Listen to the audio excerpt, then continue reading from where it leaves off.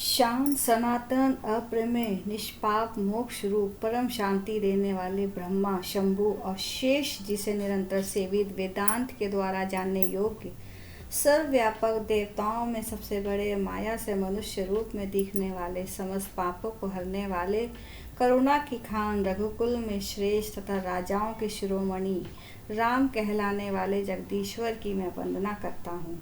हे रघुनाथ जी, मैं सत्य कहता हूँ और फिर आप सबकी अंतरात्मा ही हैं। सब जानते हैं कि मेरे हृदय में दूसरी कोई इच्छा नहीं है। हे रघुकुल श्रेष्ठ, मुझे अपनी निर्भरा पूर्ण भक्ति दीजिए और मेरे मन को काम आदि दोषों से रहित कीजिए।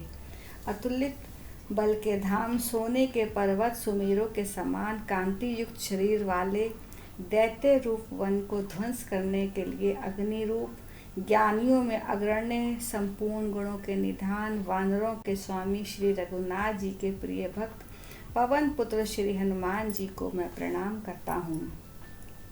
जामवान के सुंदर वचन सुनकर हनुमान जी के हृदय को बहुत ही भाए। वे बोले, हे भाई, तुम लोग दुख सहकर कंद मूल फल खाकर तब तक मेरी राह देखना जब तक मैं सीता जी को देखकर लौट ना आऊँ। काम अवश्य होगा, क्योंकि मुझे बहुत ही हर्ष हो रहा है।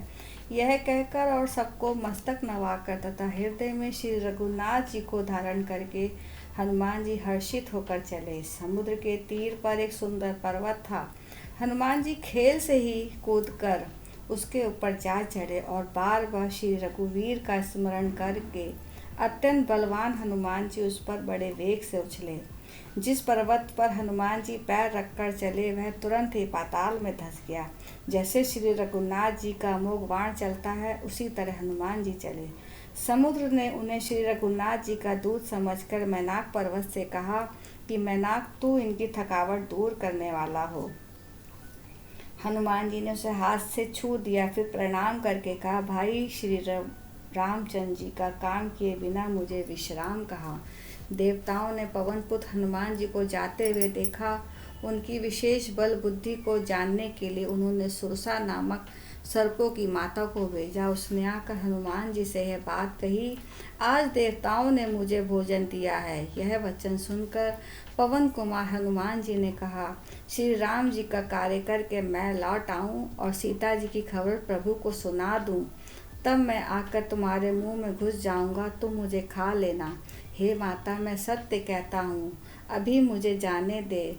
जब किसी भी उपाय से उसने जाने नहीं दिया, तब हनुमान जी ने कहा, तो फिर मुझे खा ले। उसने योजन भर मुंह फैलाया, तब हनुमान जी ने अपने शरीर को उससे दूना बढ़ा लिया।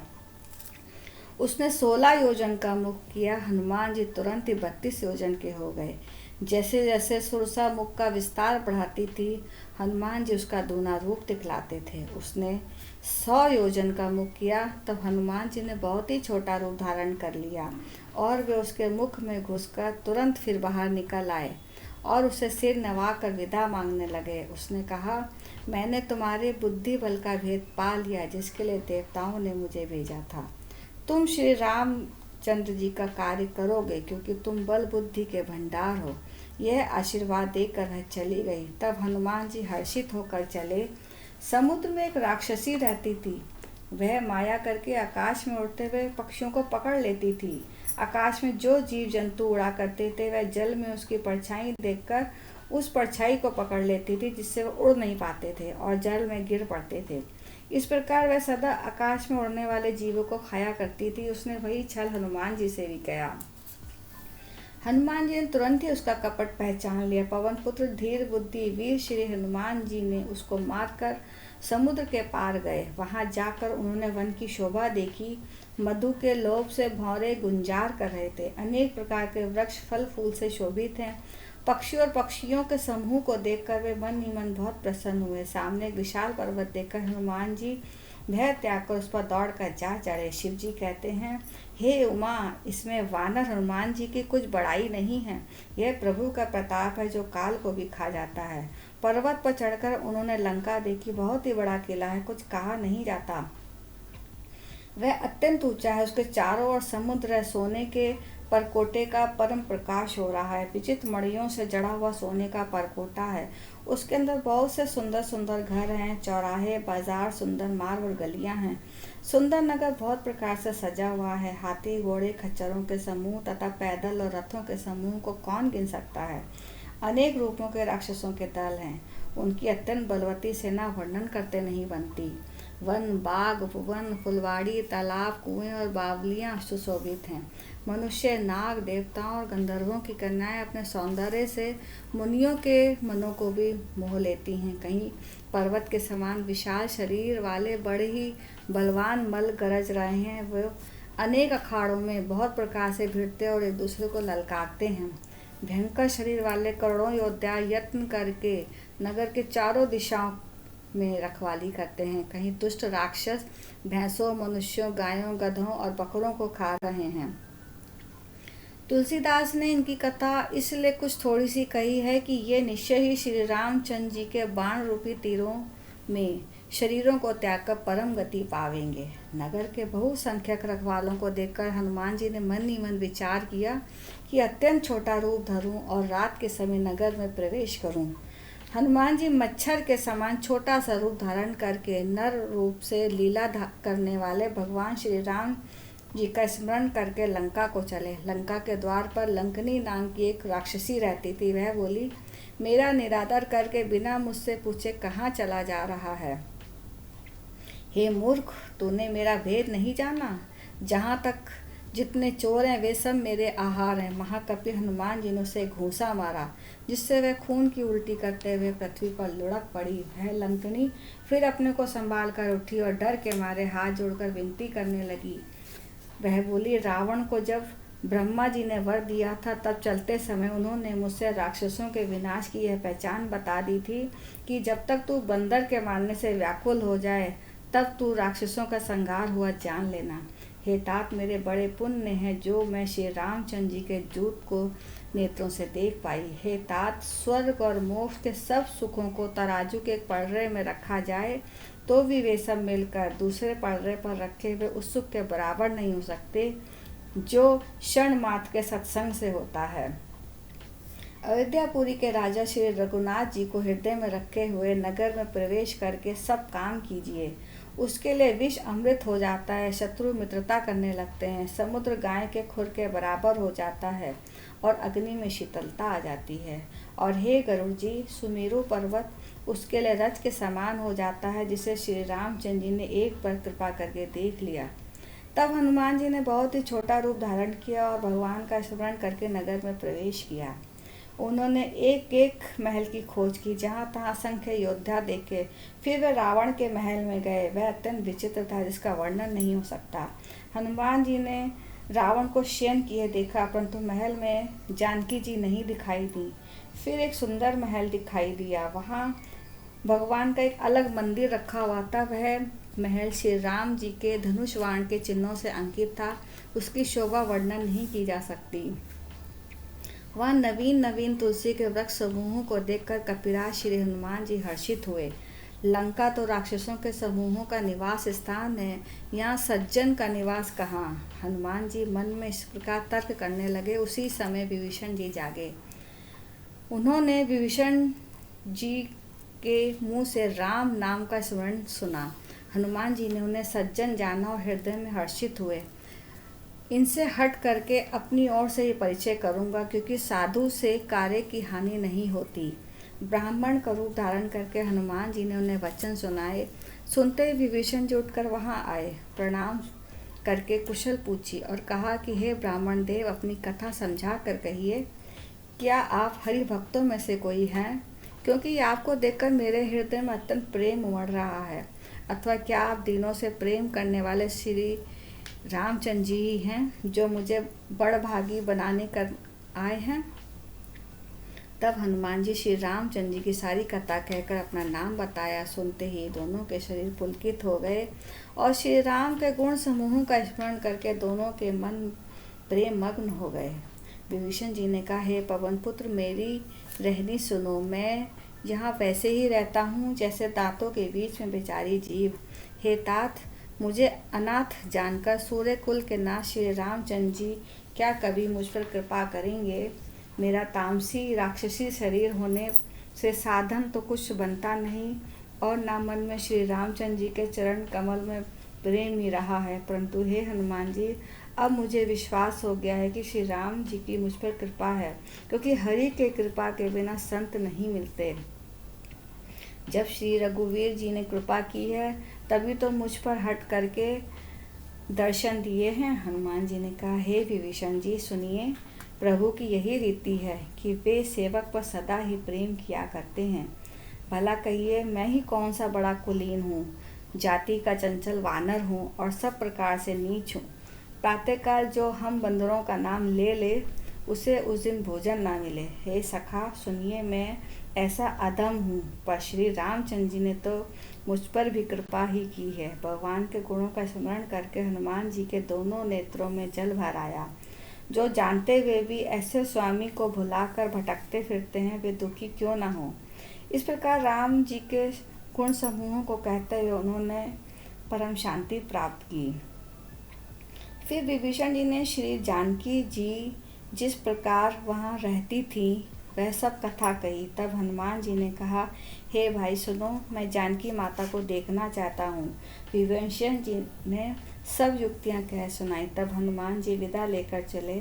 फिर वही मसक रूप धर कर वहाँ गए और अशोक वन में जहाँ सीता रहती थी, सीता जी को देखकर हनुमान जी ने उन्हें मन ही मन प्रणाम किया और बैठे ही बैठे रात्रि के चारों पहर बीत जाते हैं। शरीर दुबला हो गया है, सिर पर जटाओं की एक बेड़ी है, हृदय में श्री रघुनाथ जी के गुण समूहों का स्मरण करती रहती हैं। श्री जानकी जी नेत्रों को अपने चरणों में लगाए हुए हैं, नीचे की ओर देख रही हैं और मन ही मन श्री राम जी के चरण कमलों में लीन है। जानकी को दीन देखकर पवन पुत्र हनुमान जी बहुत दुखी हुए। हनुमान जी वृक्ष के पत्तों में छुपे रहे और विचार करने लगे कि हे भाई, क्या करूं, इनका दुख कैसे दूर करूं। उसी समय बहुत सी स्त्रियों के साथ सज धज कर रावण वहां आया। उस दुष्ट ने सीता जी को बहुत प्रकार से समझाया, साम दान भय और भेद दिखलाया। रावण ने कहा, हे सूर्यमुखी सियानी सुनो, मंदोदरी आदि सब रानियों को मैं तुम्हारी दासी बना दूंगा, यह मेरा प्रण है। तुम एक बार मेरी ओर देखो तो सही। अपने परम स्नेही कौशलाधीश श्री राम जी का स्मरण करके जानकी जी तिनके की आड़ करके कहने लगी, हे दशमुख सुन, जुगनू के प्रकाश से कभी कमलनी खिल सकती है।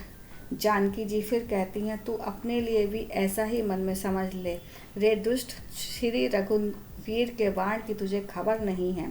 रे पापी, तू मुझे सोने में हर लाया है। रे अधम निर्लज, तुझे लज्जा नहीं आती अपने को जुगनू के समान और श्री राम जी को सूर्य के समान सुनकर और सीता जी के कठोर वचनों को सुनकर। रावण तलवार निकालकर बड़े ही गुस्से में आकर बोला, सीता, तूने मेरा अपमान किया है, मैं तेरा सर इस कठोर कृपाण से काट डालूंगा, नहीं तो जल्दी से मेरी बात मान ले। हे सुमुखी, नहीं तो जीवन से हाथ धोना पड़ेगा।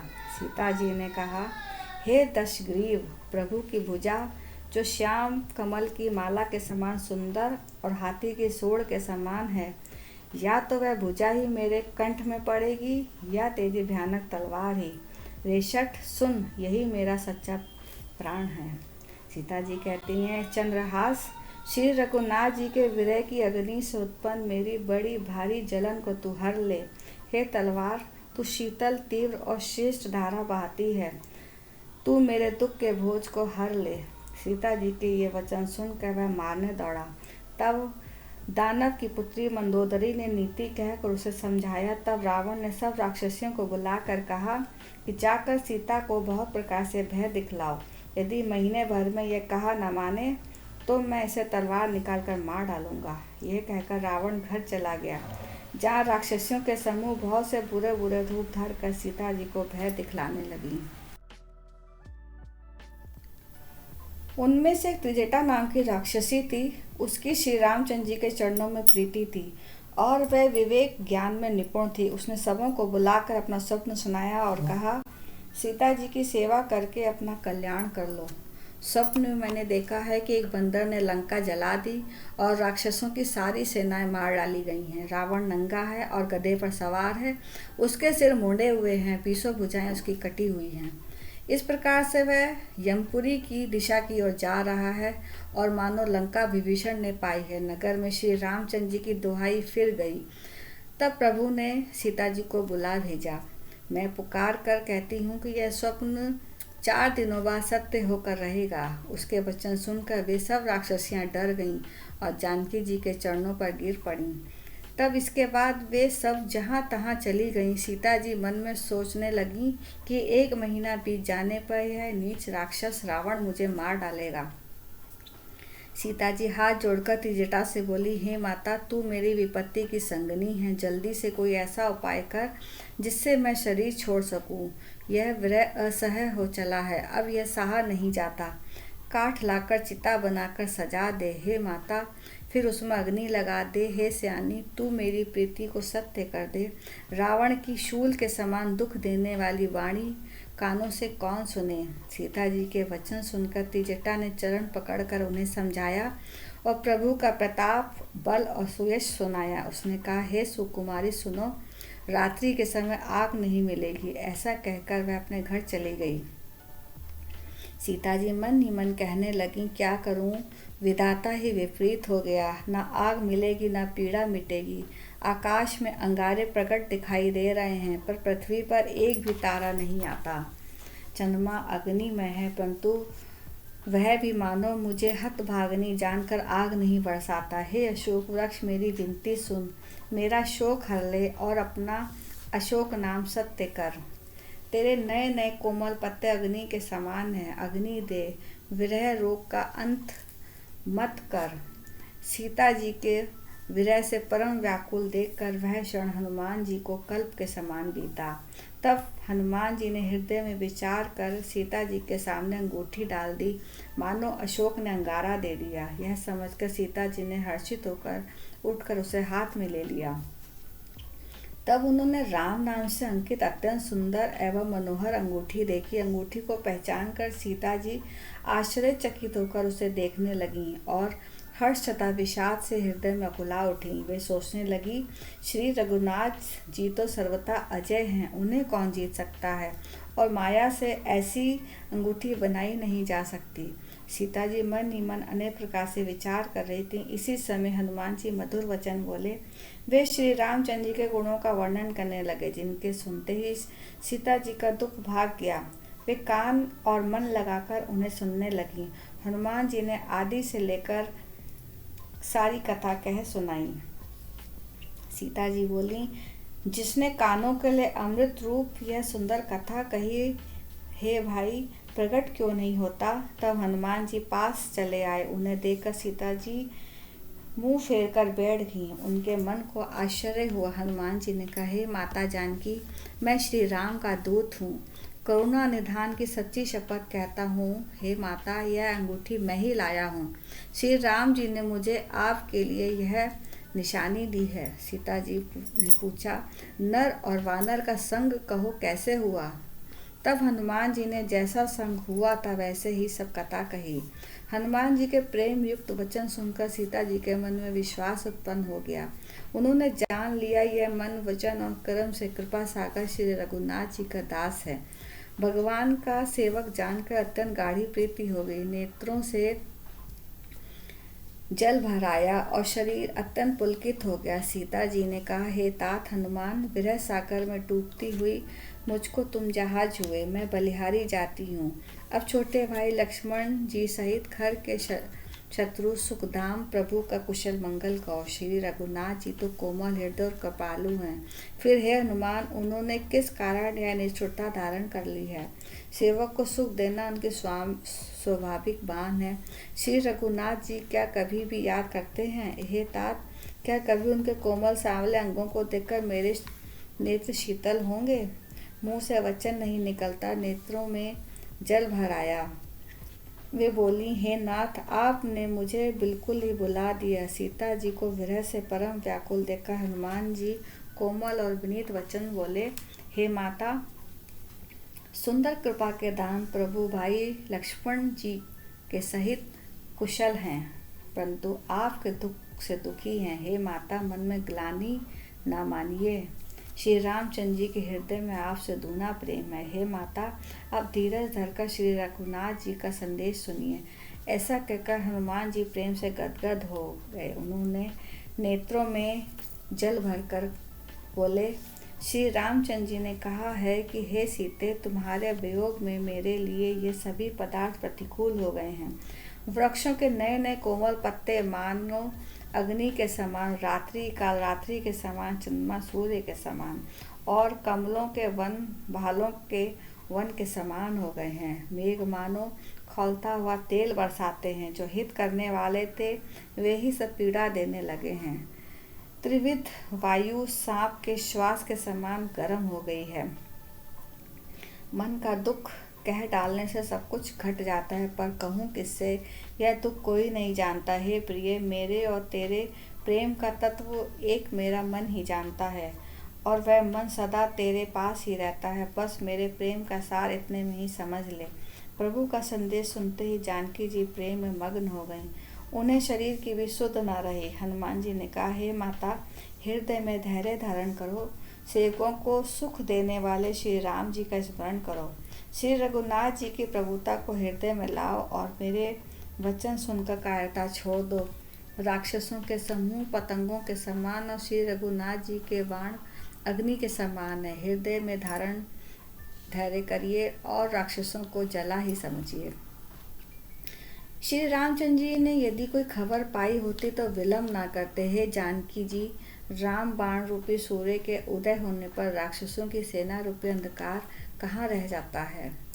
हे माता, मैं आपको अभी यहाँ से लेवा जाऊँ, पर श्री रामचंद्र जी की शपथ है, मुझे प्रभु की आज्ञा नहीं है। हे माता, कुछ दिन और धीरज करें। श्री रामचंद्र जी वानरों सहित यहाँ आवेंगे और राक्षसों को मारकर आपको ले जाएंगे। नारद आदि ऋषि मुनियों तीनों लोकों में उनका यश गाएंगे। सीता जी ने कहा, हे पुत्र, सब वानर तुम्हारे ही समान होंगे। राक्षस तो बड़े बलवान योद्धा हैं, अतः मेरे हृदय में बड़ी भारी संदेह जाता है कि तुम कैसे बंदर राक्षसों को जीतेंगे। यह सुनकर हनुमान जी ने अपना शरीर प्रकट किया। सोने के पर्वत के आकार का शरीर था, जो युद्ध में शत्रुओं के हृदय में भय उत्पन्न करने वाला अत्यंत बलवान और वीर था।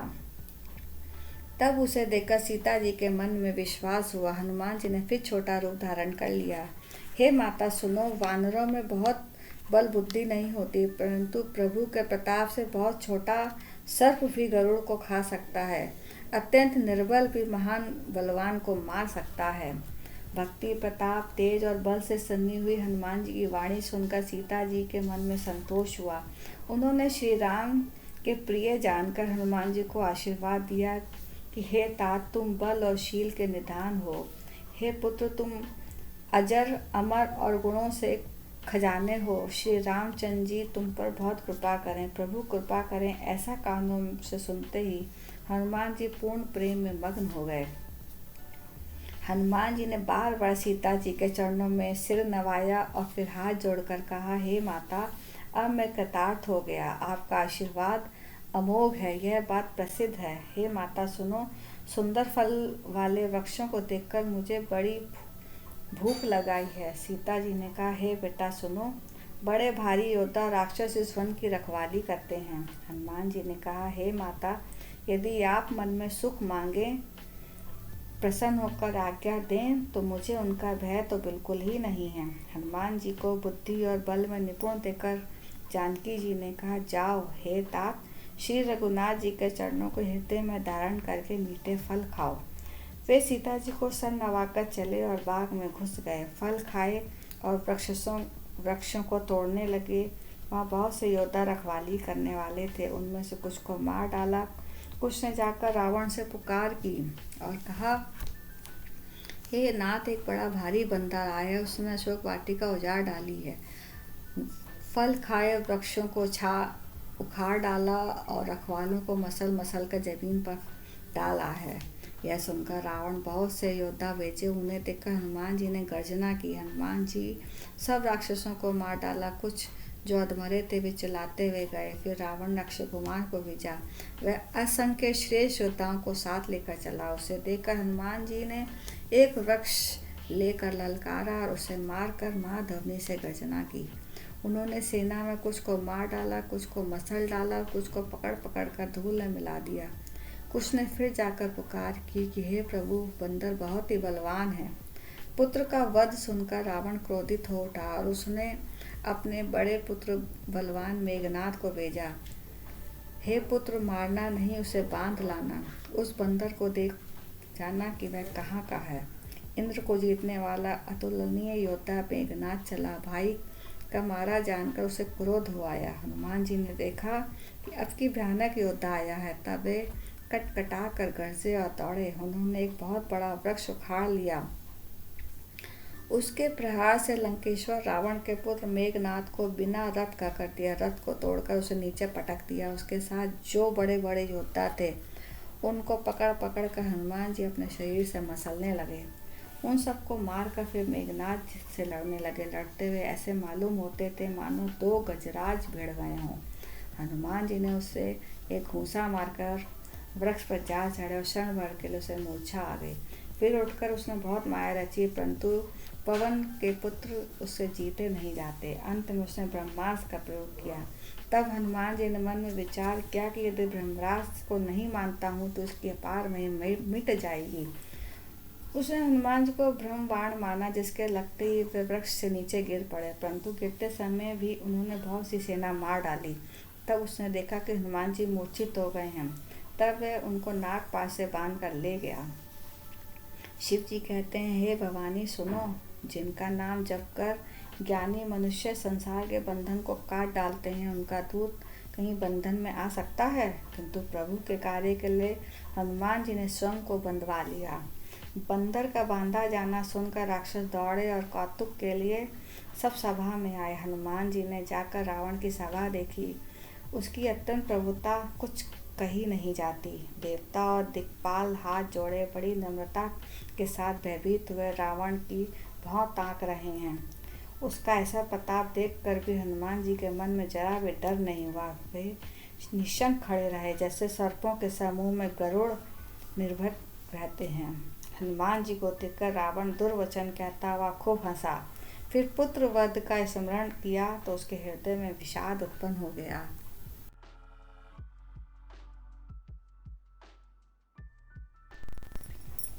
लंकापति रावण ने कहा, रे वानर, तू कौन है जिसके बल पर तूने वन को उजाड़ कर नष्ट कर डाला? क्या तूने कभी मुझे कानों से नहीं सुना? रे शठ, मैं तुझे अत्यंत निशंक देख रहा हूँ। तूने किस अपराध से राक्षसों को मारा? रे मूर्ख, बता, क्या तुझे प्राण जाने का भय नहीं है? हनुमान जी ने कहा, हे रावण, सुन, जिनका बल पाकर माया संपूर्ण ब्रह्मांड के समूह की रचना करती है, जिनके बल से हे दशीष ब्रह्मा विष्णु महेश सृष्टि का सृजन पालन और संहार करते हैं, जिनके बल से सहस्त्र मुख फाले शेष जी पर्वत और वन सहित समस्त ब्रह्मांड को सर पे धारण करते हैं, जो देवताओं की रक्षा के लिए नाना प्रकार की देह धारण करते हैं, जो तुम्हारे जैसे मूर्खों को शिक्षा देने वाले हैं, जिन्होंने शिवजी के कठोर धनुष को तोड़ डाला और उसी के साथ राजाओं के समूहों का गर्व चूर्ण कर दिया, जिन्होंने खर, दूषण, त्रिशरा और बाली को मार डाला, जो सब के सब अतुलनीय और बलवान थे, जिनके लेश मात्र बल से तुमने समस्त चराचर जगत को जीत लिया और जिनकी प्रिय पत्नी को तुम चोरी करके हर लाए हो, मैं उन्हीं का दूत हूँ। मैं तुम्हारी प्रभुता को खूब जानता हूँ। सहस्त्रबाहु से तुम्हारी लड़ाई हुई थी और बाली से युद्ध करके तुमने यश प्राप्त किया था। हनुमान जी के मार्मिक वचन सुनकर रावण ने हंसकर बात टाल दी। हे राक्षसों के स्वामी, मुझे भूख लगी थी इसलिए मैंने फल खाए और वानर स्वभाव के कारण वृक्ष तोड़े। हे निशाचरों के मालिक, देह सबको परम प्रिय है। कुमार्ग पर चलने वाले दुष्ट राक्षस अब मुझको मारने लगे। तब जिन्होंने मुझे मारा उनको मैंने भी मारा। उस पर तुम्हारे पुत्र ने मुझको बांध लिया, किंतु मुझे अपने बांधे जाने की कुछ भी लज्जा नहीं है। मैं तो अपने प्रभु का कार्य करना चाहता हूँ। हे रावण, मैं हाथ जोड़कर तुमसे विनती करता हूँ, तुम अभिमान छोड़कर मेरी सीख सुनो। तुम अपने पवित्र कुल का विचार करके देखो और भ्रम को छोड़कर भक्त बिहारी भगवान को भजो। जो देवता राक्षस और समस्त चराचर को खा जाता है, वह काल भी जिनके डर से अत्यंत डरता है, उनसे कदापि वैर ना करो और मेरे कहने से जानकी जी को दे दो। खर के शत्रु श्री रघुनाथ जी के शरणागतों के रक्षक और दया के समुद्र हैं। शरण जाने पर प्रभु तुम्हारे अपराध भुलाकर तुम्हें अपनी शरण में रख लेंगे। तुम श्री राम जी के चरण कमलों को हृदय में धारण करो, लंका का अचल राज्य करो। ऋषि पुलत्स्य जी का यश निर्मल चंद्रमा के समान है, उस चंद्रमा में तुम कलंक ना बनो। राम नाम के बिना वाणी शोभा नहीं पाती। मद मोह को छोड़ विचार कर देखो। हे देवताओं के शत्रु, सब गहनों से सजी हुई सुंदर स्त्री भी कपड़ों के बिना शोभा नहीं पाती। राम विमुख पुरुष की संपत्ति और प्रभुता रही हुई भी चली जाती है और उसका पाना ना पाने के समान है। जिन नदियों के मूल में कोई जल स्रोत नहीं है, वो वर्षा बीत जाने पर तुरंत ही सूख जाती हैं। हे रावण सुनो, मैं प्रतिज्ञा करके कहता हूँ कि राम विमुख की रक्षा करने वाला कोई भी नहीं है। हजारों शंकर, विष्णु और ब्रह्मा भी श्री राम के साथ द्रोह करने वाले तुमको नहीं बचा सकते। मोह ही जिसका मूल है, ऐसे बहुत पीड़ा देने वाले तम रूप अभिमान का त्याग कर दो और रघुकुल के स्वामी, कृपा के समुद्र भगवान श्री रामचंद्र जी का भजन करो। यद्यपि हनुमान जी ने भक्ति, ज्ञान, वैराग्य और नीति से सनी हुई बहुत ही हित की वाणी कही, तो भी वह महान अभिमानी रावण बहुत हंसकर बोला कि हमें यह बंदर बड़ा ज्ञानी गुरु मिला। रे दुष्ट, तेरी मृत्यु निकट आ गई है। अधम, मुझे शिक्षा देने चला है। हनुमान जी ने कहा, इससे उल्टा ही होगा, अर्थात मृत्यु निकट आई है, मेरी नहीं। यह तेरा मति भ्रम है, मैंने प्रत्यक्ष जान लिया है। हनुमान जी के वचन सुनकर वह बहुत ही कुपित हो गया और बोला, अरे इस मूर्ख का प्राण शीघ्र ही क्यों नहीं हर लेते। सुनते ही राक्षसों ने मारने दौड़े। उसी समय मंत्रियों के साथ विभीषण भी वहां आ पहुंचे। उन्होंने सर नवाकर और विनय करके रावण से कहा कि दूत को मारना नहीं चाहिए, ये नीति के विरुद्ध है। गोसाई कोई दूसरा दंड दिया जाए। सबने कहा, भाई यह सलाह उत्तम है। यह सुनते ही रावण हंस कर बोला, अच्छा तो बंदर को अंग भंग करके लौटा दिया जाए। मैं सबको समझा कर कहता हूँ कि बंदर की ममता पूंछ पर होती है, अतः तेल में कपड़ा डुबोकर उसे उसकी पूंछ में बांधकर फिर आग लगा दो। जब बिना पूंछ का यह बंदर अपने स्वामी के पास जाएगा, तब यह मूर्ख अपने मालिक को साथ ले आएगा। जिनकी इसने बहुत बड़ाई की है, मैं जरा उनकी प्रभुता तो देखूं। यह वचन सुनते ही हनुमान जी मन में मुस्कुराए और मन ही मन बोले कि मैं जान गया, सरस्वती जी इसे ऐसी बुद्धि देने में सहायक हुई हैं। रावण के वचन सुनकर मूर्ख राक्षस वहीं पूंछ में आग लगाने की तैयारी करने लगे। पूंछ के लपेटने में इतना कपड़ा और घी तेल लगा कि नगर में कपड़ा, घी और तेल रह नहीं गया। हनुमान जी ने ऐसा खेल खेला कि पूंछ बढ़ गई, लंबी हो गई। नगरवासी लोग तमाशा देखने आए। वे हनुमान जी को पैर से ठोकर मारते हैं और उनकी बहुत हंसी करते हैं। ढोल बजते हैं, सब लोग तालियां पीटते हैं। हनुमान जी को नगर में फिराकर फिर पूंछ में आग लगा दी गई। अग्नि को जलते हुए देखकर हनुमान जी तुरंत ही बहुत छोटे रूप में हो गए। बंधन से निकलकर वे सोने की अटारियों पर चढ़े। उनको देखकर राक्षसों की स्त्रियां भयभीत हो गईं। उस समय भगवान की प्रेरणा से 49 पवन चलने लगे। हनुमान जी अट्टहास करके गरजे और बढ़कर आकाश से जा लगे। देह बड़ी विशाल परंतु बहुत ही हल्की है। वे दौड़कर एक महल से दूसरे महल पर चढ़ जाते हैं। नगर जल रहा है, लोग बेहाल हो गए हैं। आग की करोड़ों भयंकर लपटें झपट रही हैं। हाय बप्पा, हाय मैया, इस अवसर पर हमें कौन बचाएगा। चारों ओर यही पुकार सुनाई पड़ रही है। हमने तो पहले ही कहा था कि यह वानर नहीं है, वानर का रूप धरे कोई देवता है। साधु के अपमान का यह फल है कि नगर अनाथ की तरह जल रहा है। हनुमान जी ने एक ही क्षण में सारा नगर जला डाला, एक विभीषण का घर नहीं जलाया। शिव जी कहते हैं, हे पार्वती, जिन्होंने अग्नि को बनाया, हनुमान जी उन्हीं के दूत हैं। इसी कारण वे अग्नि से नहीं जले। हनुमान जी उलट पलट एक ओर से दूसरी ओर तक सारी लंका जला दी। फिर वे समुद्र में कूद पड़े। पूंछ बुझाकर थकावट दूर करके और फिर छोटा सा रूप धारण करके हनुमान जी श्री जानकी के सामने हाथ जोड़कर जा खड़े हुए।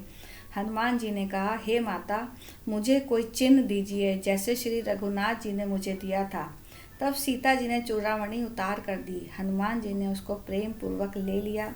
जानकी जी ने कहा, हे तात, मेरा प्रणाम निवेदन करना और इस प्रकार कहना, हे प्रभु, यद्यपि आप सब प्रकार से पूर्ण काम है, आपको किसी प्रकार की कामना नहीं है, तथापि दीन दुखियों पर दया करना आपका विरध है और मैं दीन हूँ, अतः उस व्रत को याद करके हे नाथ मेरे भारी संकट को दूर कीजिए। हे तात, इंद्र पुत्र जयंत की कथा सुनाना और प्रभु को उनके वाण का प्रताप समझाना। यदि महीने भर में नाथ ना आए तो फिर मुझे जीती ना पाएंगे। हे हनुमान, कहो मैं किस प्रकार प्राण रखूं। हे तात, तुम भी अब जाने को कह रहे हो। तुमको देखकर छाती ठंडी हुई थी। फिर वही दिन और फिर वही रात। हनुमान जी ने जानकी जी को समझाकर बहुत प्रकार से धीरज दिया और उनके चरण कमलों में सर नवाकर श्री राम जी के पास गमन किया। चलते समय उन्होंने महाध्वनि से भारी गर्जन किया, जिसे सुनकर राक्षसों की स्त्रियों के गर्भ गिरने लगे। समुद्र लाग कर वे इस पार आए और उन्होंने वानरों को किलकिला शब्द सुनाया। हनुमान जी को देखकर सब हर्षित हो गए और सब वानरों ने अपना नया जन्म समझा। हनुमान जी का मुख प्रसन्न है और शरीर में तेज विराजमान है, जिससे उन्होंने समझ लिया कि ये श्री रामचंद्र जी का कार्य कर आए हैं। सब हनुमान जी से मिले और बहुत ही सुखी हुए, जैसे तड़पती हुई मछली को जल मिल गया हो। सब हर्षित होकर नए नए इतिहास पूछते पूछते हनुमान जी के पास चले, श्री रघुनाथ जी के पास चले। तब सब लोग मधुवन के भीतर आए और अंगद की सम्मति से सबने मधुर फल खाए। जब रखवाले बरसने लगे तब घूंसों की मार मारते ही सब रखवाले भाग छूटे। उन सब ने जाकर पुकारा कि युवराज अंगद वन उजाड़ रहे हैं। यह सुनकर सुग्रीव हर्षित हुए कि वानर प्रभु का कार्य कर आए हैं। यदि सीता जी की खबर ना पाई होती तो क्या वे मधुवन के फल खा सकते थे। इस प्रकार राजा सुग्रीव ने मन में विचार किया कि समाज सहित वानर आ गए। सबने आकर सुग्रीव के चरणों में सिर नवाया। कपिराज सुग्रीव सभी से बड़े प्रेम के साथ मिले। उन्होंने कुशल पूछी, तब वानरों ने उत्तर दिया, आपके चरणों के दर्शन से सब कुशल है। श्री राम की कृपा से विशेष कार्य हुआ।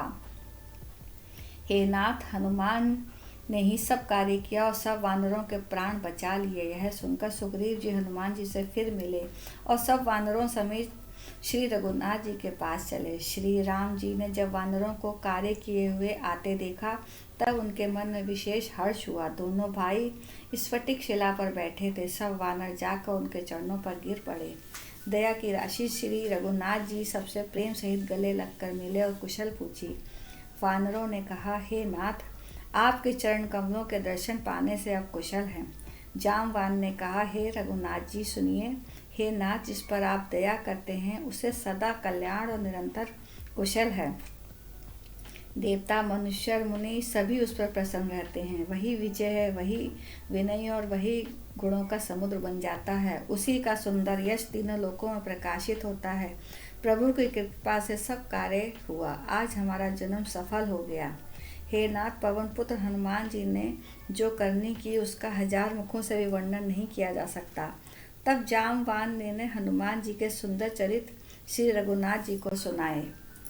वे चरित सुनने पर कृपा निधि श्री रामचंद्र जी के मन को बहुत अच्छे लगे। उन्होंने हर्षित होकर हनुमान जी को फिर हृदय से लगा लिया और कहा, हे तात, कहो सीता किस प्रकार रहती है और अपने प्राणों की रक्षा करती है। हनुमान जी ने कहा, आपका नाम रात दिन पहरा देने वाला है।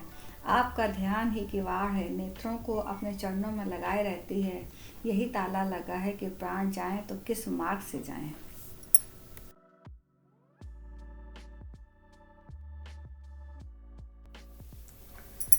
हनुमान जी ने कहा, चलते समय उन्होंने मुझे चूड़ामणि उतार कर दी। श्री रघुनाथ जी ने उसे लेकर हृदय से लगा लिया।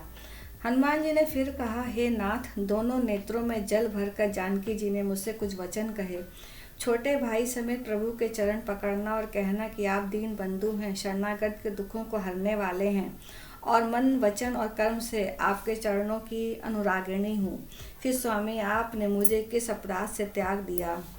हाँ, एक दोष मैं अपना अवश्य मानती हूँ कि आपका वियोग होते ही मेरे प्राण क्यों नहीं चले गए, किंतु हे नाथ, यह तो नेत्रों का अपराध है जो प्राणों के निकलने में हठपूर्वक बाधा देते हैं। वह अग्नि है, शरीर रुई है और श्वास पवन है। इस प्रकार अग्नि और पवन का संयोग होने से यह शरीर क्षण मात्र में जल सकता है, परंतु नेत्र अपने हित के लिए प्रभु का स्वरूप देकर सुखी होने के लिए आंसू बरसाते हैं, जिससे वह की आग से भी देह जलने नहीं पाती। सीता जी की विपत्ति बहुत बड़ी है। हे दीन दयालु, वह बिना कहे ही अच्छी है, कहने से आपको बड़ा कलेश होगा। हे करुणा निधान, उनका एक एक पल कल्प के समान बीतता है। अतः हे प्रभु, तुरंत चलिए और अपनी भुजाओं के बल से दुष्टों के दल को जीत कर सीता जी को ले आइए। सीता जी का दुख सुनकर सुख के धाम प्रभु के कमल नेत्रों में जल भर आया और वे बोले, मन वचन और शरीर से जिसे भी मेरी ही गति है, उसे क्या स्वप्न में भी विपत्ति हो सकती है। हनुमान जी ने कहा, हे प्रभु, विपत्ति तो वही है जब आपका भजन स्मरण ना हो। हे प्रभु, राक्षसों की बात ही कितनी है, आप शत्रु को जीत कर जानकी जी को ले आएंगे। भगवान कहने लगे, हे हनुमान सुनो, तेरे समान मेरा उपकारी देवता, मनुष्य अथवा मुनि कोई भी शरीरधारी नहीं है। मैं तेरा प्रत्युपकार तो क्या करूं, मेरा मन भी तेरे सामने नहीं हो सकता। हे पुत्र सुन, मन में खूब विचार करके देख लिया है कि मैं तुझसे उऋण नहीं हो सकता। देवताओं के रक्षक प्रभु बार बार हनुमान जी को देख रहे हैं। नेत्रों में प्रेम अश्रुओं का जल भरा है और शरीर अत्यंत पुलकित है। प्रभु के वचन सुनकर और उनके मुख तथा अंगों को देखकर हनुमान जी हर्षित हो गए और प्रेम में विकल होकर, हे भगवान, मेरी रक्षा करो कहते हुए श्री राम के चरणों में गिर पड़े। प्रभु उनको बार बार उठाना चाहते हैं, परंतु प्रेम में डूबे हुए हनुमान जी को चरणों से उठना सुहाता नहीं। प्रभु का कर कमल हनुमान जी के सर पर है। उसी स्थिति का स्मरण करके शिव जी प्रेम मग्न हो गए। फिर मन को सावधान करके शंकर जी अत्यंत सुंदर कथा कहने लगे। हनुमान जी को उठाकर प्रभु ने हृदय से लगाया और हाथ पकड़कर अत्यंत निकट बैठा लिया। हे हनुमान, बताओ तो, रावण के द्वारा सुरक्षित लंका और उसके बड़े बांके किले को तुमने किस तरह जलाया। हनुमान जी ने प्रभु को प्रसन्न जाना और अभिमान रहित वचन बोले, बंदर का बस यही बड़ा पुरुषार्थ है कि वह एक डाल से दूसरे डाल पर चला जाता है। मैंने जो समुद्र लाकर सोने का नगर जलाया और राक्षसगण को मारकर अशोकवन को उजाड़ डाला, यह सब तो हे श्री रघुनाथ जी आप ही का प्रताप है। हे नाथ, इसमें मेरी प्रभुता कुछ भी नहीं है। हे प्रभु, जिस पर आप प्रसन्न हो उसके लिए कुछ भी कठिन नहीं है। आपके प्रभाव से रुई, जो स्वयं बहुत जल्दी जल जाने वाली वस्तु है, वड़वानल को निश्चय ही जला सकती है, अर्थात असंभव भी संभव हो सकता है। हे नाथ, मुझे अत्यंत सुख देने वाली अपनी निश्चल भक्ति कृपा करके दीजिए। हनुमान जी की अत्यंत सरल वाणी सुनकर, हे भवानी, तब प्रभु श्री रामचंद्र जी ने एवमस्तु, ऐसा ही हो, कहा। हे उमा, जिसने श्री राम का स्वभाव जान लिया, उसे भजन छोड़कर दूसरी बात ही नहीं सुहाती। यह स्वामी सेवक का संवाद जिसके हृदय में आ गया, वही श्री रघुनाथ जी के चरणों की भक्ति पा गया। प्रभु के वचन सुनकर वानरगण कहने लगे, कृपालु आनंदकन श्री राम जी की जय हो, जय हो, जय हो। तब श्री नाथ जी ने कपिराज सुग्रीव को बुलाया और कहा, चलने की तैयारी करो, अब विलंब किस कारण किया जाए, वानरों को तुरंत आज्ञा दो। भगवान की यह लीला देखकर बहुत से फूल बरसाकर हर्षित होकर देवता आकाश से अपने अपने लोक को चले गए। वानर राज सुग्रीव ने शीघ्र ही वानरों को बुलाया। सेनापतियों के समूह आ गए। वानर भालुओं के झुंड अनेक रंगों के हैं और उनमें अतुलनीय बल है। वे प्रभु के चरण कमलों में सर नवाते हैं। महान बलवान रीछ और वानर गरज रहे हैं। श्री राम जी ने वानरों की सारी सेना देखी, तब कमल नेत्रों से कृपा पूर्वक उनकी ओर दृष्टि डाली। राम कृपा का बल पाकर श्रेष्ठ वानर मानो पंख वाले बड़े पर्वत हो गए। तब श्री राम जी ने हर्षित होकर प्रस्थान किया। अनेक सुंदर और शुभ शकुन हुए। जिनकी कीर्ति सब मंगलों से पूर्ण है, उनके प्रस्थान के समय शकुन होगा, यह नीति है। प्रभु का प्रस्थान जानकी जी ने भी जान लिया। उनके बाएं अंग फड़क फड़क कर मानो कह देते थे कि मानो श्री राम जी आ रहे हैं। जानकी जी को जो जो शगुन होते थे, वही वही रावण के लिए अपशकुन हुए। सेना चली, उसका वर्णन कौन कर सकता है। असंख्य वानर और भालू गर्जना कर रहे हैं। नख ही जिनके शस्त्र हैं, वे इच्छानुसार चलने वाले रीछ वानर पर्वतों और वृक्षों को धारण किए हुए आकाश मार्ग से और कोई पृथ्वी पर चले जा रहे हैं। वे सिंह के समान गर्जना कर रहे हैं। उनके चलने और गर्जन से दिशाओं के हाथी विचलित होकर चिंगाड़ रहे हैं। दिशाओं के हाथी चिंगाड़ने लगे, पृथ्वी डोलने लगी। पर्वत चंचल हो गए और समुद्र खलबला उठे। गंधर्व, देवता, मुनि, नाग, किन्नर सब के सब मन में हर्षित हुए कि अब हमारे दुख टल गए। अनेकों करोड़ वानर, भयानक वानर योद्धा कटकटा रहे हैं और करोड़ों ही दौड़ रहे हैं। प्रबल प्रताप कौशलनाथ श्री रघुनाथ जी की जय हो, ऐसा पुकारते हुए गुण समूहों को गा रहे हैं। उदार, परम श्रेष्ठ एवं महान सर्पराज शेष जी भी सेना का बोझ नहीं सक सकते। वे बार बार मोहित हो जाते हैं और पुनः कच्छप की कठोर पीठ को दांतों से पकड़ लेते हैं। अर्थात ऐसा करते बार बार दांतों को गड़ाकर कच्छप की पीठ पर लकीर सी खींचते हुए वे कैसी शोभा दे रहे हैं, मानो श्री राम जी की सुंदर प्रस्थान यात्रा की परम सुहावनी जानकर उसकी अचल पवित्र कथा को सर्पराज शेष जी कच्छप की पीठ पर लिख रहे हों। इस प्रकार कृपा निधान श्री राम जी समुद्र तट पर जा उतरे। अनेक रीछ वानर वीर जहाँ तहाँ फल खाने लगे। वहाँ लंका में जब से हनुमान जी लंका को जला कर गए तब से राक्षस भयभीत रहने लगे। अपने अपने घरों में सब विचार करते हैं कि अब राक्षस कुल की रक्षा नहीं है। जिसके दूत का बल वर्णन नहीं किया जा सकता, उसके स्वयं नगर में आने पर कौन सी भलाई है। हम लोगों की बहुत बड़ी बुरी दशा होगी। दूतियों से नगर वासियों के वचन सुनकर मंदोदरी बहुत ही व्याकुल हो गई। वह एकांत में हाथ जोड़कर रावण के चरणों लगी और नीति रस में पकी हुई वाणी बोली, हे प्रियतम, श्री हरि से विरोध छोड़ दीजिए। मेरे कहने को अत्यंत ही हितकारी जानकर हृदय में धारण कीजिए। जिनके दूत की करनी का विचार करते ही राक्षसों की स्त्रियों के गर्भ गिर जाते हैं। हे स्वामी, यदि भला चाहते हैं तो अपने मंत्री को बुलाकर उसके साथ उनकी स्त्री को भेज दीजिए। सीता आपके कुल रूपी कमलों के वन को दुख देने वाली जाड़े की रात्रि के समान आई है। हे नाथ सुनिए, सीता को दिए बिना शंभु और ब्रह्मा के किए भी आपका भला नहीं हो सकता। श्री राम के बाण सर्पों के समूह के समान है और राक्षसों के समूह मेंढक के समान। जब तक इन्हें ग्रस्त नहीं लेते तब तक हट छोड़कर उपाय कर लीजिए। मूर्ख और जगत प्रसिद्ध अभिमानी रावण कानों से उसकी वाणी सुनकर खूब हंसा और बोला, स्त्रियों का स्वभाव सचमुच ही बहुत डरपोक होता है, मंगल में भी भय करती हैं। तुम्हारा मन बहुत ही कच्चा है। यदि वानरों की सेना आएगी तो बेचारे राक्षस उसे खाकर अपना जीवन निर्वाह करेंगे। लोकपाल भी जिनके डर से कांपते हैं, उसकी से डरती हो, यह बड़ी हंसी की बात है। रावण ने ऐसा कहकर उसे हृदय से लगा लिया और ममता बढ़ाकर वह सभा में चला गया। मंदोदरी हृदय में चिंता करने लगी कि पति पर विधाता प्रतिकूल हो गए। ज्यों ही वह सभा में जाकर बैठा, उसने ऐसी खबर पाई कि शत्रु की सारी सेना समुद्र के उस पार आ गई है। उसने मंत्रियों से पूछा कि उचित सलाह करिए कि अब क्या करना चाहिए। तब वे सब हंसे और बोले, चुप किए रहिए, इसमें सलाह की कौन सी बात है। आपने देवताओं और राक्षसों को जीत लिया, तब तो कुछ भ्रम ही नहीं हुआ, फिर मनुष्य और वानर किस गिनती में हैं। मंत्री, वैद्य और गुरु ये तीनों यदि अप्रसन्नता के भय या आशा से हित की बात न कहकर प्रिय बोलते हों तो राज्य, शरीर और धर्म, इन तीनों का शीघ्र ही नाश हो जाता है। रावण के लिए भी वही सहायता आ बनी है। मंत्री उसे सुना सुना कर मुंह पर स्तुति करते हैं। इसी समय अवसर जानकर विभीषण जी आ गए। उन्होंने बड़े भाई के चरणों में सर नवाया। फिर वे सिर नवाकर अपने आसन पर बैठ गए और आज्ञा पाकर वचन बोले, हे कृपालु, जब आपने मुझसे बात पूछी ही है तो हे तात, मैं अपनी बुद्धि के अनुसार आपके हित की बात कहता हूँ।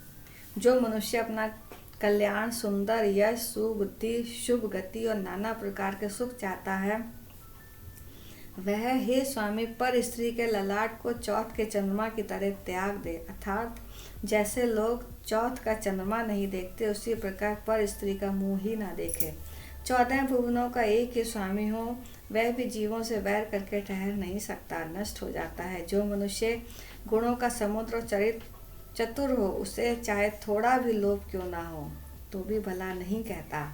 हे नाथ, काम, क्रोध, मद और लोभ ये सब नरक के रास्ते हैं। इन सबको छोड़कर श्री रामचंद्र जी को भजिए, जिन्होंने संत जिनको भजते हैं। हे तात, राम मनुष्यों के ही राजा नहीं है, वे समस्त लोगों के स्वामी और काल के भी काल हैं। वे संपूर्ण ऐश्वर्य, यश, श्री, धर्म, वैराग्य एवं ज्ञान के भंडार हैं। वे निरामय, अजन्मा, व्यापक, अजय, अनादि और अनंत ब्रह्म हैं। उन कृपा के समुद्र भगवान ने पृथ्वी, ब्राह्मण, गौ और देवताओं का हित करने के लिए ही मनुष्य शरीर धारण किया है। हे भाई सुनिए, वे सेवकों को आनंद देने वाले, दुष्टों के समूह का नाश करने वाले और वेद तथा धर्म की रक्षा करने वाले हैं। वैर त्याग कर उन्हें मस्तक नवाइए। वे श्री रघुनाथ जी के शरणागत का दुख नाश करने वाले हैं। नाथ, उन प्रभु को जानकी भी दे दीजिए और बिना ही कारण स्नेह करने वाले श्री राम को भजिए। जिसे संपूर्ण जगत से द्रोह करने का पाप लगा है, शरण जाने पर प्रभु उसका भी त्याग नहीं करते। जिनका नाम तीनों तापों का नाश करने वाला है, वे ही प्रभु मनुष्य रूप में प्रकट हुए हैं। हे रावण, हृदय में यह समझ लीजिए। हे दशरथ, मैं बार बार आपके चरणों लगता हूँ और विनती करता हूँ कि मान, मोह और मद को त्याग कर आप कौशलपति श्री राम जी का भजन करिए। मुनि पुलस्त्य जी ने अपने शिष्य के हाथ यह बात कहला भेजी है।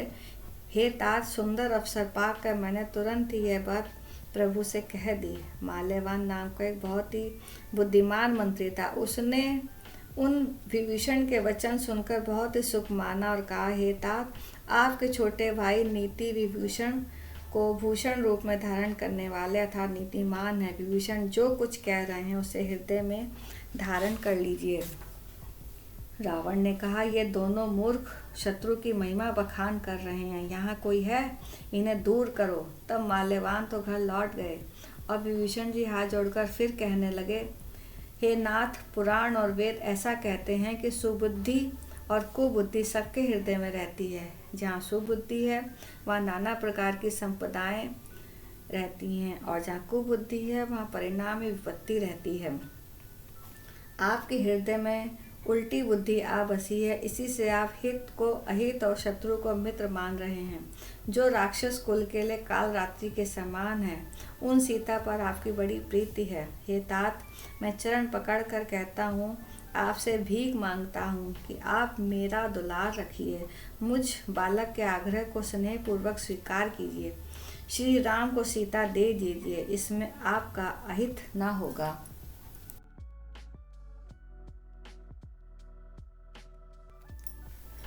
विभीषण ने पंडितों, पुराणों और वेदों द्वारा सम्मत वाणी से नीति बखान करके कही, पर उसे सुनते ही रावण क्रोधित होकर उठा और बोला, रे दुष्ट, अब मृत्यु तेरे निकट आ गई है। अरे मूर्ख, तू जीता है तो सदा मेरा जलाया हुआ अर्थात मेरे ही अंश से पल रहा है, पर हे मूढ़, पक्ष तुझे शत्रु का ही अच्छा लगता है।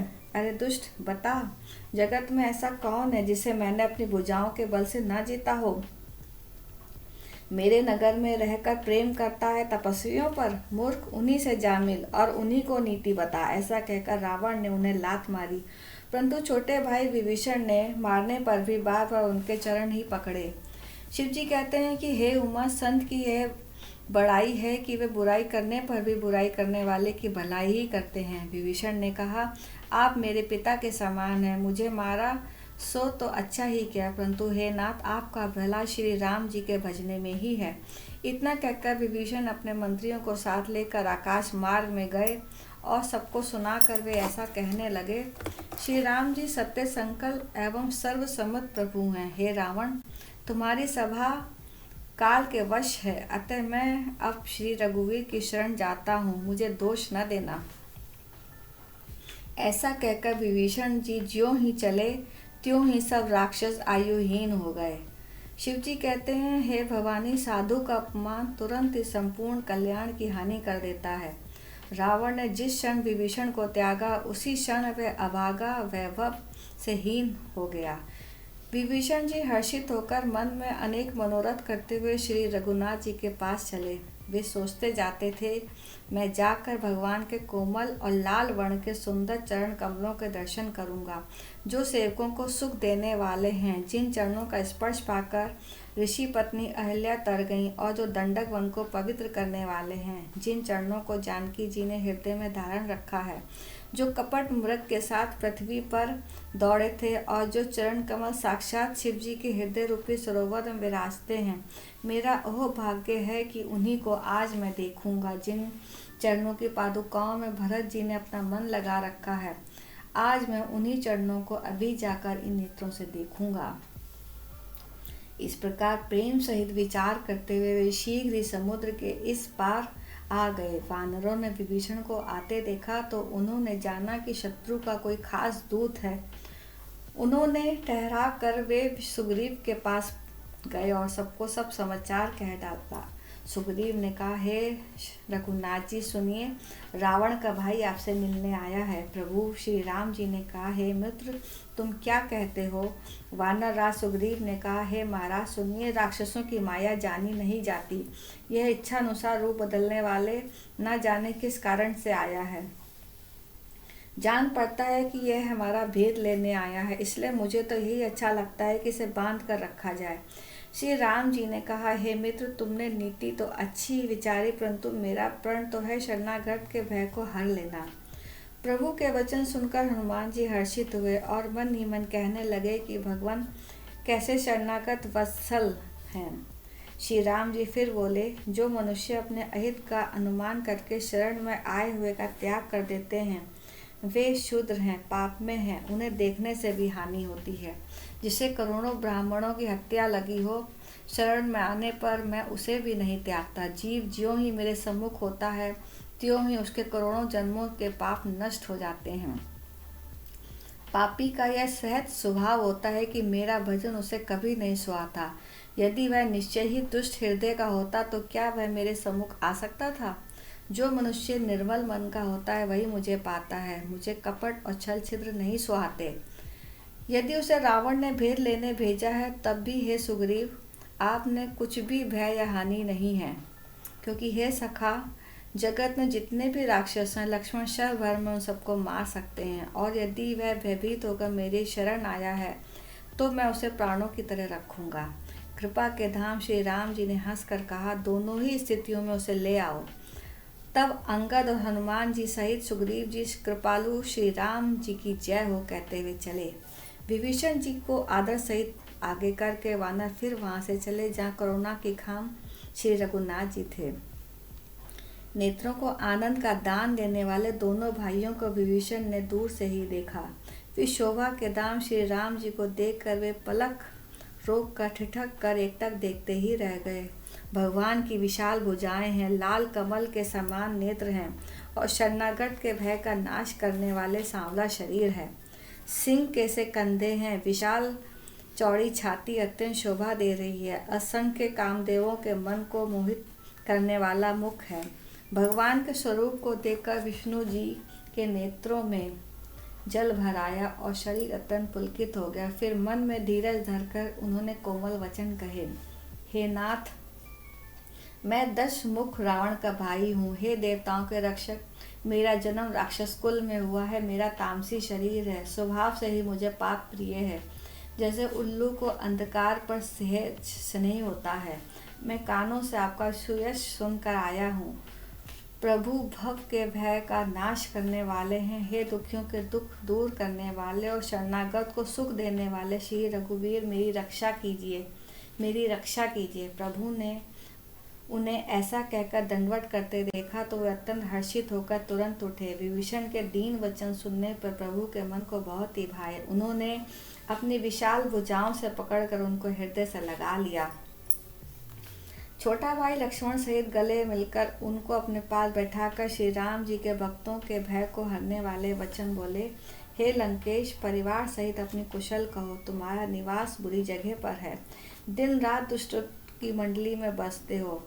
हे सखे तुम्हारा धर्म किस प्रकार निपटा है, मैं तुम्हारी सब नीति जानता हूँ। तुम अत्यंत नीति निपुण हो, तुम्हें अनीति नहीं सुहाती। हे तात नरक में रहना वरन अच्छा है, परंतु विधाता दुष्ट का संग ना दे। विभीषण ने कहा, हे रघुनाथ जी अब आपके चरणों का दर्शन कर कुशल से हूँ, जो आपने अपना सेवक जानकर मुझ पर कृपा की है। तब तक जीव के कुशल नहीं और स्वप्न में भी उसके मन को शांति है, जब तक वह शोक के घर काम को छोड़कर श्री राम को नहीं भजता। लोभ, मोह, मत्सर, मद और मान आदि अनेक दुष्ट तब तक बसते हैं जब तक कि धनुष, बाण और कमर में तरकस धारण किए हुए श्री रघुनाथ जी हृदय में नहीं बसते। ममता पूर्ण अंधेरी रात है जो राग द्वेष रूपी उल्लुओं को सुख देने वाली है। वही ममता पूर्ण रात्रि तभी तक जीवों के मन में बसती है जब तक प्रभु का प्रताप रूपी सूर्य उदय नहीं होता। मैं श्री राम जी आपके चरणविद के दर्शन करा मैं कुशल से हूँ। मेरी भारी भय मिट गए। हे कृपाल, आप जिस पर अनुकूल होते हैं उसे तीनों प्रकार के भव शूल नहीं व्यापते। मैं अत्यंत नीच स्वभाव का राक्षस हूँ। मैंने कभी शुभ आचरण नहीं किया। जिनका रूप मुनियों के भी ध्यान में नहीं आता, उन प्रभु ने स्वयं हर्षित होकर मुझे हृदय से लगा लिया। हे कृपा और सुख के पुंज श्री राम जी, मेरा अत्यंत असीम सौभाग्य है जो मैंने ब्रह्मा और शिव जी द्वारा सेवित युगल चरण कमलों को अपने नेत्रों से देखा। श्री राम जी ने कहा, हे सखा सुनो, मैं तुम्हें अपना स्वभाव कहता हूँ जिसे काक, भुषुंडी, शिव जी और पार्वती जी भी जानती हैं। कोई मनुष्य जड़ चेतन जगत का द्रोही हो, यदि वह भी भयभीत होकर मेरा शरण पकड़कर आ जाए और मद, मोह तथा नाना प्रकार के छल कपट त्याग दे, तो मैं उसे बहुत शीघ्र साधु के समान कर देता हूँ। माता पिता, भाई, पुत्र, स्त्री, शरीर, धन, मित्र और परिवार, इन सब के ममत्व रूप तागों को बटोर कर और उन सब की एक डोरी बटकर उसके द्वारा जो अपने मन में मेरे चरणों को बांध देता है, जो समदर्शी है, जिसे कुछ इच्छा नहीं है और जिसके मन में हर्ष, शोक और भय नहीं है, ऐसा सज्जन मेरे हृदय में कैसे बसता है जैसे लोभी के हृदय में धन बसता है। तुम सरीखे संत ही मुझे प्रिय हैं। मैं और किसी निहोरे से देह धारण नहीं करता। जो सगुण भगवान के उपासक हैं, दूसरों के हित में लगे रहते हैं, नीति और नियमों में दृढ़ हैं और जिन्हें ब्राह्मणों के चरणों में प्रेम है, वे मनुष्य मेरे प्राणों के समान हैं। हे लंकापति, सुनो, तुम्हारे अंदर उपयुक्त सब गुण हैं, इससे तुम मुझे अत्यंत ही प्रिय हो। श्री राम जी के वचन सुनकर सब वानरों के समूह कहने लगे, कृपा के समूह श्री राम जी की जय हो। प्रभु की वाणी सुनते ही और उसे कानों के लिए अमृत जानकर विभीषण जगाते नहीं, वे बार बार श्री राम के चरणों को पकड़ते हैं। अपार प्रेम में हृदय में समाता नहीं है। विभीषण ने कहा, हे देव, हे चराचर जगत के स्वामी, हे शरणागत के रक्षक, हे सबके हृदय के भीतर को जानने वाले, सुनिए, मेरे हृदय में पहले कुछ वासना थी, वह प्रभु के चरणों की प्रीति रूपी नदी में बह गई। अब तो हे कृपालु, शिव जी के मन को सदैव प्रिय लगने वाली अपनी पवित्र भक्ति से मुझे दीजिए। एवं अस्तु कहकर रणधीर प्रभु श्री राम जी ने तुरंत ही समुद्र का जल मांगा और कहा, हे सखा, यद्यपि तुम्हारी इच्छा नहीं है पर जगत में मेरा दर्शन अमोघ है। ऐसा कहकर श्री राम जी ने उनका राजतिलक कर दिया। आकाश से पुष्पों की अपार वृष्टि हुई। श्री राम ने रावण के क्रोध रूपी अग्नि में जो अपनी श्वास रूपी पवन से प्रचंड हो रही थी, जलते हुए विभीषण को बचा लिया और उसे अखंड राज्य दिया। शिव जी ने जो संपत्ति रावण को 10 सिरों की बलि देने पर दी थी, वही संपत्ति श्री रघुनाथ जी ने विभीषण को बहुत ही सकुशते हुए दी। ऐसी परम कृपालु प्रभु को छोड़कर जो मनुष्य दूसरों को बचते हैं, वे बिना सींग पूंछ के पशु हैं। अपना सेवक जानकर विभीषण को श्री राम ने अपना लिया। प्रभु का स्वभाव वानर कुल के मन को बहुत भाया।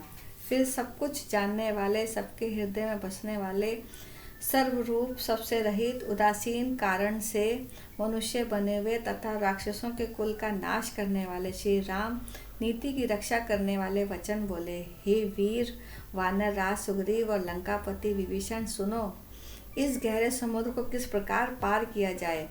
अनेक जाति के मगर, सांप और मछलियों से भरा हुआ ये अत्यंत अथाह समुद्र पार करने में सब प्रकार से कठिन है। विभीषण जी ने कहा कि हे श्री रघुनाथ जी, सुनिए, यद्यपि आपका एक बाण ही करोड़ों समुद्र को सोखने वाला है, तथापि नीति ऐसी कही गई है कि पहले जाकर समुद्र से प्रार्थना की जाए। हे प्रभु, समुद्र आपके कुल के बड़े पूर्वज हैं, वे विचार करके उपाय बतला देंगे। तब रीछ और वानरों की सारी सेना बिना ही परिश्रम के समुद्र के पार उतर जाएगी। श्री राम जी ने कहा, हे सखा, तुमने अच्छा उपाय बताया, यही किया जाए। यदि देव सहायक हों। यह सलाह लक्ष्मण जी के मन को अच्छी नहीं लगी। वे श्री राम के वचन सुनकर उन्हें बहुत दुख हुआ। लक्ष्मण जी ने कहा, हे नाथ, देव का कौन भरोसा। मन में क्रोध कीजिए और समुद्र को सुखा डालिए। यह देव तो कायर के मन का एक आधार है। आलसी लोग ही देव देव पुकारा करते हैं। यह सुनकर श्री रघुवीर हंसकर बोले, ऐसा ही करेंगे, मन में धीरज रखो। ऐसा कहकर छोटे भाई को समझाकर प्रभु श्री नाथ जी समुद्र के समीप गए। उन्होंने पहले सिर नवाकर प्रणाम किया, फिर किनारे पर कुश बिछाकर बैठ गए।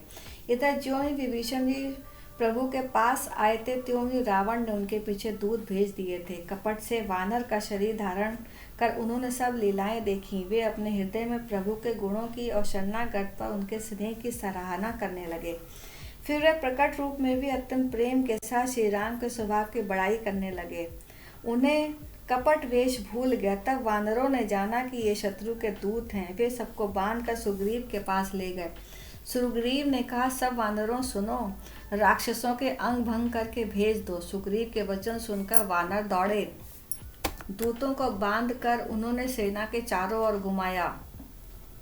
वानर उन्हें बहुत तरह से मारने लगे। वे दीन होकर पुकारते थे, फिर भी वानरों ने उन्हें नहीं छोड़ा।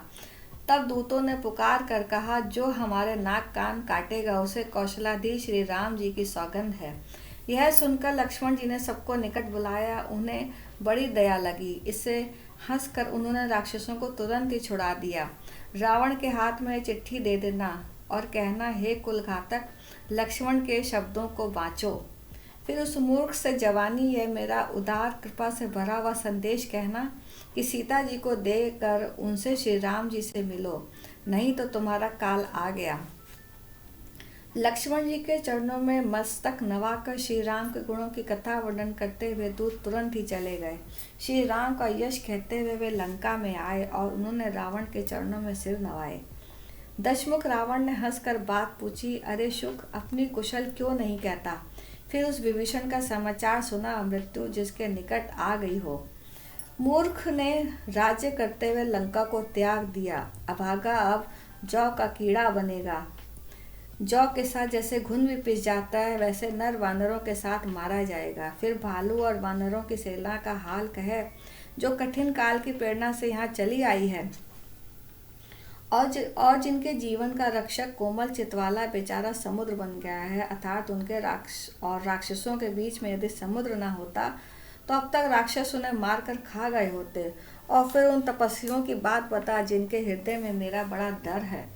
उनसे तेरी भेंट हुई या वे कानों से मेरा सुयश सुनकर ही लौट गए। शत्रु सेना का तेज और बल बताता क्यों नहीं।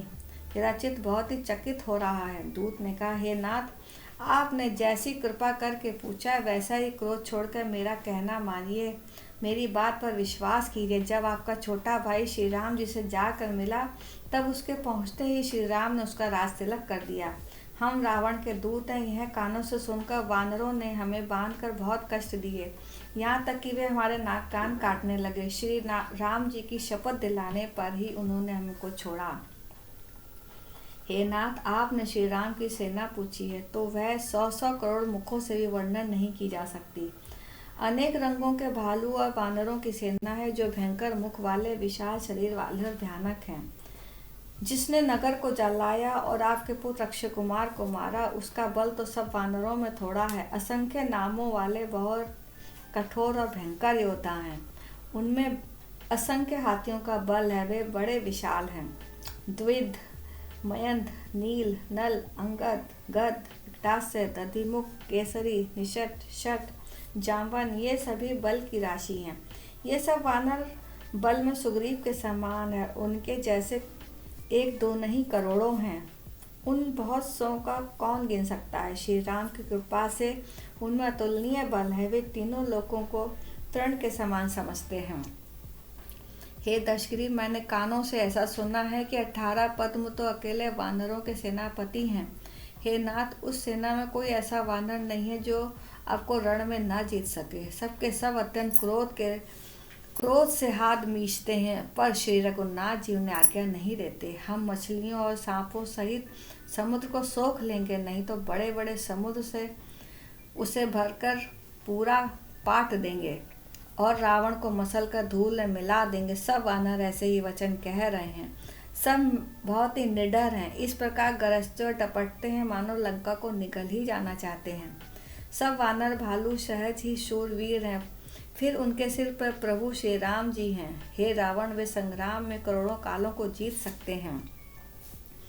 श्री राम जी के तेज, बल और बुद्धि की अधिकता को लाखों शेष भी नहीं गा सकते। वे एक ही बाण से सैकड़ों समुद्र को सोख सकते हैं।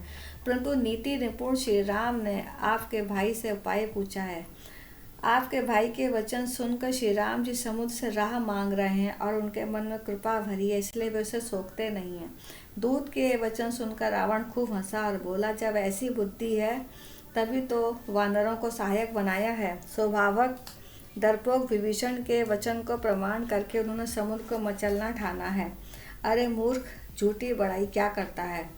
मैंने शत्रु के बल और बुद्धि की तह पा ली है। जिसके विभीषण जैसे डरपोक मंत्री हो, उसे जगत में विजय और ऐश्वर्य कहाँ। दुष्ट रावण के वचन सुनकर दूत को क्रोध बढ़ गया। उसने मौका समझकर पत्रिका निकाली और कहा, श्री राम के छोटे भाई लक्ष्मण ने यह प्रतिज्ञा दी है, हे नाथ, इसे बचवा कर छाती ठंडी कीजिए। रावण ने हंसकर उसे बाएं हाथ से लिया और मंत्री को बुलाकर वह मूर्ख उसे बचाने लगा। पत्रिका में लिखा था, अरे मूर्ख, केवल बातों से ही मन को रिझाकर अपने कुल को नष्ट भ्रष्ट ना कर। श्री राम से विरोध करके तू ब्रह्मा, विष्णु और महेश की शरण जाने पर भी नहीं बचेगा। या तो अभिमान छोड़कर अपने छोटे भाई विभीषण की भांति प्रभु के चरण कमलों का भ्रमर बन जा, अथवा देदुष श्री राम के बाण रूपी अग्नि में परिवार सहित पतंगा हो जा। दोनों में से जो अच्छा लगे वो कर। पत्रिका सुनते ही रावण मन में भयभीत हो गया, परंतु मुख से मुस्कुराता हुआ वह सबको सुनाकर कहने लगा, जैसे कोई पृथ्वी पर पड़ा हुआ हाथ से आकाश को पकड़ने की चेष्टा करता हो, वैसे ही वह छोटा तपस्वी डींग हाँकता है। दूत ने कहा, हे नाथ, अभिमानी स्वभाव को छोड़कर सब बातों को सत्य समझ लीजिए। क्रोध छोड़कर मेरा वचन सुनिए। हे नाथ, श्री राम जी से वैर त्याग दीजिए। यद्यपि श्री रघुवीर समस्त लोगों के स्वामी हैं, पर उनका स्वभाव अत्यंत ही कोमल है। मिलते ही प्रभु पर कृपा करेंगे और आपका एक भी अपराध भी हृदय में नहीं रखेंगे। जानकी जी श्री रघुनाथ जी को दे दीजिए। हे प्रभु, इतना कहना मेरा मान लीजिए। जब उस दूत ने जानकी जी को देने के लिए कहा, तब दुष्ट रावण ने उसको लात मारी। वह भी विभीषण की भांति चरणों में सिर नवाकर वहां से चला गया जहाँ कृपा सागर श्री रघुनाथ जी थे। प्रणाम करके उसने अपनी कथा सुनाई और श्री राम की कृपा से अपनी गति पाई। शिव जी कहते हैं, हे भवानी, वह ज्ञानी मुनि था। अगस्त ऋषि के शाप से राक्षस हो गया था। बार बार श्री राम के चरणों की वंदना करके वह मुनि अपने आश्रम को चला गया। इधर 3 दिन बीत गए, किंतु जड़ समुद्र विनय नहीं माना। तब श्री राम जी क्रोध सहित बोले, बिना भय के प्रीति नहीं होती। हे लक्ष्मण, धनुष बाण लाओ, मैं अग्नि बाण से समुद्र को सुखा डालूंगा। मूर्ख से विनय, कुटिल के साथ प्रीति, स्वाभाविक की कंजूस से सुंदर नीति, ममता में फंसे हुए मनुष्य से ज्ञान की कथा, अत्यंत लोभी से वैराग्य का वर्णन, क्रोधी से शम की बात और कामी से भगवान की कथा, इनका वैसा ही फल होता है जैसे ऊसर में बीज बोने से होता है। ऐसा कहकर श्री रघुनाथ जी ने धनुष चढ़ाया। यह मत लक्ष्मण जी के मन को बहुत अच्छा लगा। प्रभु ने भयानक अग्नि बाण संधान किया, जिससे समुद्र के हृदय के अंदर अग्नि की ज्वाला उठी। मगर, सांप, मछलियों के समूह व्याकुल हो गए। जब समुद्र ने जीवों को जलते जाना, तब सोने के साथ अनेक मणियों में रत्नों को भरकर अभिमान छोड़कर ब्राह्मण के रूप में आया। काकभूषणी कहते हैं, गरुड़ जी सुनिए, चाहे कोई करोड़ों उपाय करके सींचे, पर केला तो काटने पर ही फलता है। नीच विनय को नहीं मानता, वह डांटने पर ही झुकता है। समुद्र ने भयभीत होकर प्रभु के चरण पकड़ कर कहा, हे नाथ, मेरे सब अवगुण क्षमा कर दीजिए। हे नाथ, आकाश, वायु, अग्नि, जल और पृथ्वी, इन सब की करनी स्वभाव से ही जड़ है। आपकी प्रेरणा से माया ने इन्हें सृष्टि के लिए उत्पन्न किया है। सब ग्रंथों ने यही गाया है, जिसके लिए स्वामी जी की जैसी आज्ञा है, वह उसी प्रकार से रहने में सुख पाता है। प्रभु ने अच्छा किया मुझे शिक्षा दी, किंतु मर्यादा भी आपकी ही बनाई हुई है। ढोल, गवार, शूद्र, पशु और स्त्री ये सब शिक्षा के अधिकारी हैं। प्रभु के प्रताप से मैं सूख जाऊंगा और सेना पार उतर जाएगी। इसमें मेरी कोई बड़ाई नहीं है, इससे मेरी मर्यादा नहीं रहेगी। तथापि प्रभु की आज्ञा अपेल है, अर्थात आपकी आज्ञा को उल्लंघन नहीं हो सकता, ऐसा वेद गाते हैं। अब आपको जो अच्छा लगे मैं वही करूं। समुद्र के अत्यंत विनीत वचन सुनकर कृपालु श्री राम जी ने मुस्कुरा कर कहा, हे नाथ, जिस प्रकार वानरों की सेना उतर पाए वह उपाय बताएं। समुद्र ने कहा, हे नाथ, नील और नल 2 वानर भाई हैं। उन्होंने लड़कपन में ऋषि से आशीर्वाद पाया था। उनके स्पर्श कर लेने से भारी पहाड़ भी आपके प्रताप से समुद्र पर तैरने लग जाएंगे। मैं भी प्रभु की प्रभुता को हृदय में धारण करके अपने बल के अनुसार जहाँ तक मुझसे बन पड़ेगा सहायता करूँगा। हे नाथ, इस प्रकार समुद्र को बांधिए जिससे तीनों लोकों में आपका सुंदर यश गाया जाए। इस बाण से मेरे उत्तर तट पर रहने वाले पाप के राशि दुष्ट मनुष्यों का वध कीजिए। कृपालु और रणधीर श्री राम ने समुद्र के मन की पीड़ा को सुनकर उसे तुरंत ही हर लिया, अर्थात वाण से उन दुष्टों का वध कर दिया। श्री राम जी का भारी बल और पौरुष देखकर समुद्र हर्षित होकर सुखी हो गया। उसने उन दुष्टों का सारा चरित्र प्रभु को कह सुनाया। फिर चरणों की वंदना करके समुद्र चला गया। समुद्र अपने घर चला गया। श्री रघुनाथ जी को यह मत अच्छा लगा। यह चरित्र कलयुग के पापों का हरने वाला है। इसे तुलसीदास ने अपनी बुद्धि के अनुसार गाया है। श्री रघुनाथ जी के गुण समूह सुख के धाम, संदेह का नाश करने वाले और विषाद का दमन करने वाले हैं। अरे मूर्ख मन, तू संसार का सब आशा और भरोसा त्याग कर निरंतर उन्हें गा और सुन। श्री रघुनाथ जी का गुणगान संपूर्ण सुंदर मंगलों को देने वाला है। जो इसे आदर सहित सुनेंगे वे बिना किसी जहाज के ही भव सागर को तर जाएंगे। कलयुग के समस्त पापों के नाश करने वाले श्री रामचरितमानस का ये 5वां अध्याय अर्थात सुंदरकांड समाप्त होता है।